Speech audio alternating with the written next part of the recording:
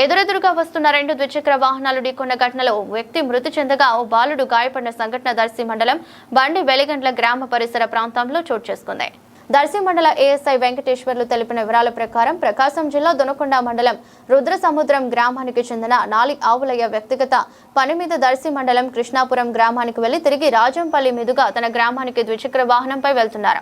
అదే సమయంలో దర్శి మండలం వెలిగండ్ల గ్రామానికి చెందిన నాగతేజ, విజయ, చిన్నబాబు అనే ముగ్గురు బాలురు మరో ద్విచక్ర వాహనంపై బండి వెలిగండ్ల ప్రాంతానికి వస్తుండగా రెండు వాహనాలు ఎదురెదురుగా ఢీకొన్నాయి. ప్రమాదం తీవ్రంగా ఉండటంతో నాలి ఆవులయ్యకు తీవ్ర గాయాలు కావడంతో అక్కడికక్కడే మృతి చెందారు. ఇక మరో ద్విచక్ర వాహనం నడుపుతున్న బాలుడికి స్వల్ప గాయాలు కాగా స్థానికులు వెంటనే సహాయక చర్యలు చేపట్టారు. మృతి చెందిన ఆవులయ్య మృతదేహాన్ని పోస్టుమార్టం నిమిత్తం దర్శి ప్రభుత్వ ఆసుపత్రికి తరలించారు.